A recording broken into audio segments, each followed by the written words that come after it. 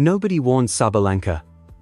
There was no meeting, no difficult conversation, no moment where someone looked her in the eye and told her things were changing. One day the renewal discussions were happening and then quietly, without ceremony, they weren't. The call she was waiting for never came. And in the world of luxury brand partnerships, that kind of silence doesn't leave room for interpretation. It is the answer. This story has very little to do with what happened on a tennis court. It has everything to do with what happened inside a boardroom, a single strategic decision made by a Swiss watch company that, depending on how you look at it, either represents the smartest long-term investment in sports marketing history, or the coldest betrayal of athletic merit anyone has seen in a generation. Either way, nothing about women's sports sponsorship looks quite the same after this.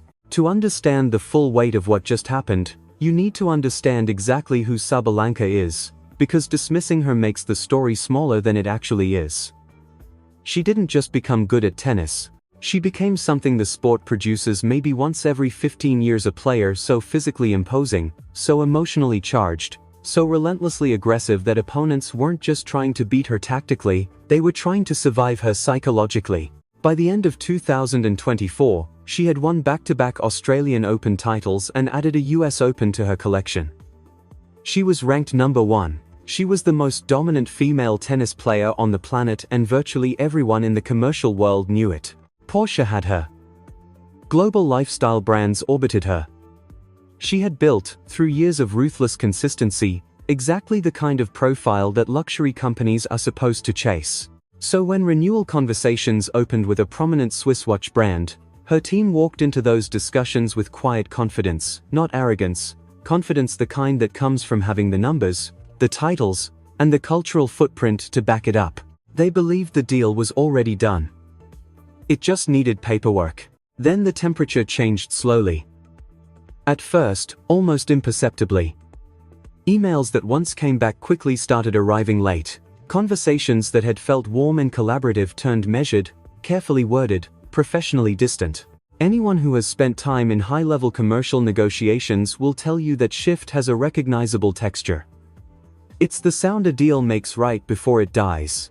But nobody said anything directly. No one from the brand side sat across a table and explained what was happening. The discussion simply slowed, then stalled, then stopped. Sabalenka's team waited.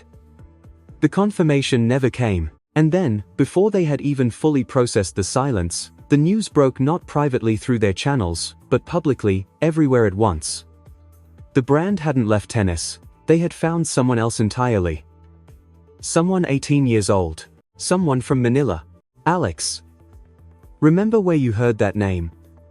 Because right now, the entire global commercial machinery of professional sports is learning it by heart. Born in the Philippines, trained at the Rafael Nadal Academy in Majorca, Spain, one of the most technically demanding tennis institutions anywhere in the world, she arrived at her first Grand Slam main draw at 18 years old and became, in that single moment, the first Filipino player in the Open era to get there. That's not a footnote. That's a historical fact. And the reaction across Southeast Asia wasn't the polite, measured appreciation you get when a talented player has a good tournament. It was something raw and louder than that. Front pages in Manila, social media in the Philippines, Indonesia, and Malaysia lighting up with a kind of collective pride that no advertising campaign could have manufactured on its best day. Millions of people weren't just watching a tennis match. They were watching someone who looked like them walk onto one of the biggest stages in the sport and belong there. The Swiss brand's research team had been tracking all of it methodically, quietly for months. The reported value of the deal is $300 million, and the structure matters as much as the number itself. This isn't a straightforward endorsement arrangement where a brand pays a flat fee to put an athlete's face on a campaign for a few years. Industry analysts who have examined the framework describe something significantly more complex, a multi-layered partnership potentially running 8 to 10 years, with endorsement fees forming just the base. Sitting above that are co-designed product collections that incorporate Alex's creative input directly, dedicated regional campaign budgets aimed specifically at Southeast Asian markets, charitable components tied to educational programs in the Philippines, and performance bonuses calibrated to career milestones projected across the full length of the deal. What the brand built here isn't a sponsorship in any traditional sense. It's a decade-long co-investment in a human being's professional life. They aren't buying what she's already done. They're buying a seat at the table for everything still to come. The secrecy surrounding the negotiations was extraordinary, even by the standards of high-value luxury deals. Rather than going through the usual direct agent channels which would have immediately signaled to competing brands that something significant was in motion, initial contact reportedly happened through intermediaries. Meetings took place in neutral locations. Non-disclosure agreements bound every participant, including people inside the brand's own organization. At its most restricted point, knowledge of the discussions was apparently limited to fewer than 12 executives within the company. The level of operational discipline required to keep something this significant quiet in an industry where information leaks constantly says a great deal about how seriously the brand took the decision. When it finally surfaced first through a leak to a sports business journalist, then confirmed officially within hours, the response was immediate and overwhelming. Alex gained roughly 4 million social media followers in 48 hours across platforms. The brand's own engagement numbers reportedly hit levels their analytics team had never recorded. In the Philippines, the announcement trended nationally for 3 consecutive days. And one 8-year-old from Manila had just become, in purely commercial terms, one of the most valuable athletes in the sport. Now, let's talk about the fallout, because that's where things get genuinely complicated and the tennis community stops being able to agree on anything. The people closest to Sabalenka, her agents, her advisors, the professionals who had spent years building her commercial trajectory, were reportedly furious. Not quietly disappointed, furious. And when you think about it from their position, the fury makes sense.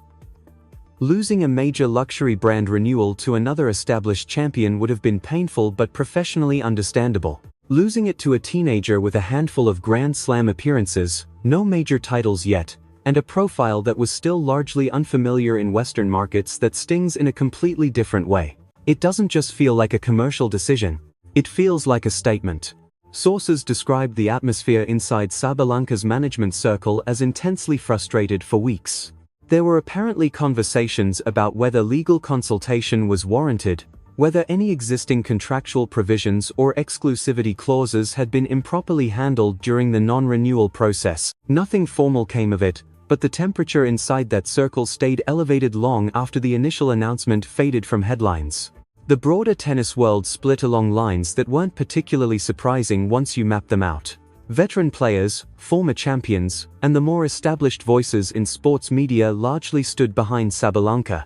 Their argument deserves to be taken seriously rather than dismissed as defensiveness. If consistent, major winning performance at the top of the world rankings cannot guarantee premium brand loyalty, then what is athletic achievement actually worth to the corporate entities that profit from it?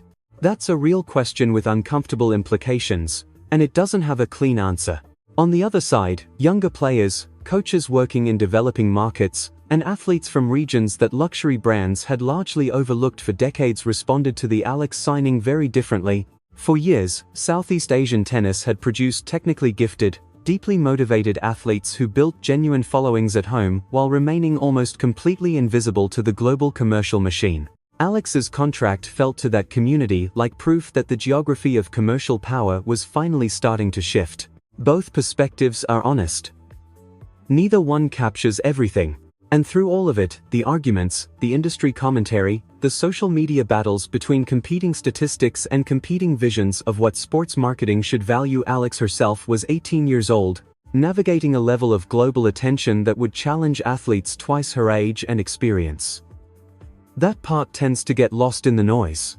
The human being at the center of this story is still a teenager who, a relatively short time ago, was just a kid from Manila with a racket and a dream big enough to take her to Spain and then to a Grand Slam main draw. Now she's a $300 million commercial proposition. The weight of that is real, regardless of how many Instagram followers come with it. Here's the thing that matters most, though. The part that gets buried beneath the personal loyalties and the online arguments. Strip all of that away and look purely at the financial logic underneath this decision, and something significant emerges about where sports marketing money is actually going in the second half of this decade.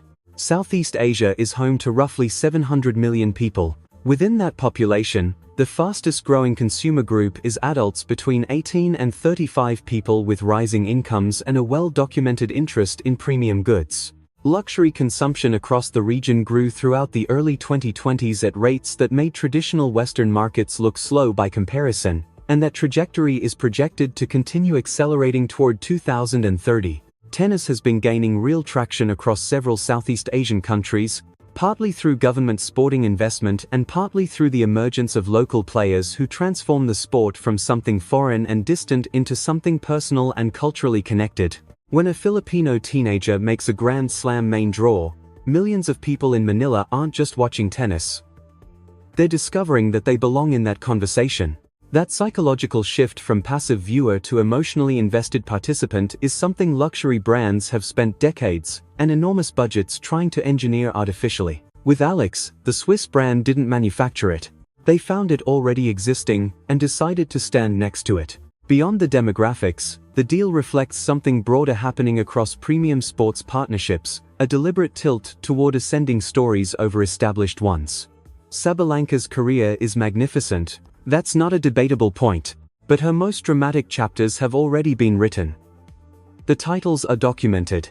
The records are in the history books. She is, commercially speaking, a known quantity.